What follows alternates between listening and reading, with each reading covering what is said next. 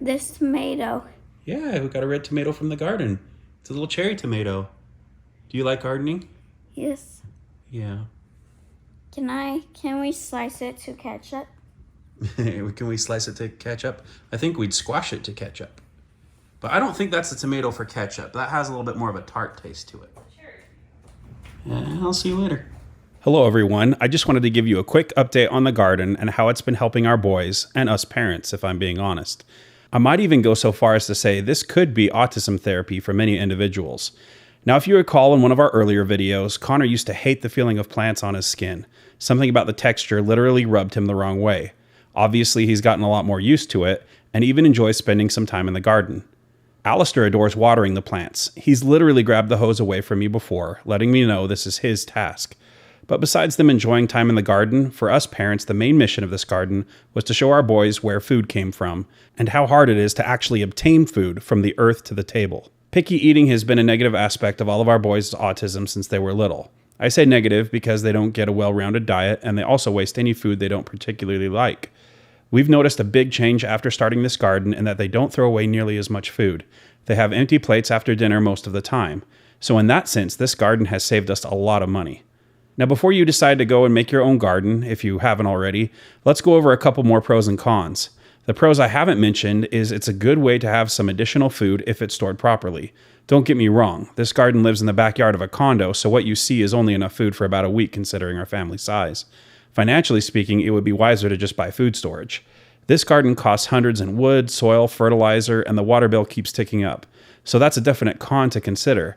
However, if we have more future supply issues due to war or famine or whatever may come, having your own garden could actually be a lifesaver depending on your land square footage.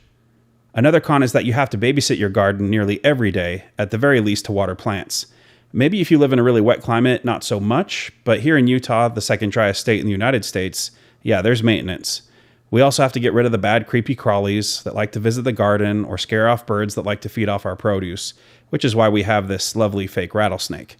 But all in all, we've loved having the garden, and while it won't be a replacement food supply, it will still give us a little extra and help calm our nerves when we tend to it.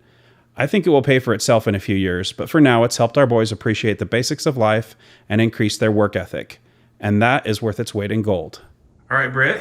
Obviously, we got a bigger haul now. The squash have finally come in. Well, yeah, I think now that it's high summer, all the vegetables are finally coming in. It's been really good. We got a lot of jalapenos. Our tomatoes have been producing steadily. We have a tomato plant that's so big, it keeps flopping over even with a cage. I mean, we stuck a shovel in there to keep it going, but it's still, it's so big and heavy that it just keeps falling over. So that's great. It means all the work we did putting more nutrients into the soil really paid off this year. And I'm thrilled to this is the first year. We got some pretty good stuff here. Yeah, we've got like several squash, got tomatoes, green peppers. I pulled an onion out just to kind of see how they're doing, but I think I'm gonna let them stay there longer. We got way too many jalapenos. Our food is gonna be so spicy. No, I made salsa with these. That's fantastic. Yeah, when it's a little, but I mean that's like a lot. No. And this stuff, when you put it into any kind of food, it intensifies. I think is the best way to describe it. Oh, you mean it over gets time? Stronger. Yeah. Yeah. Well, of course. That's how spice works. Yeah. But anyway, good haul. Great. I know. I'm so excited. Yeah.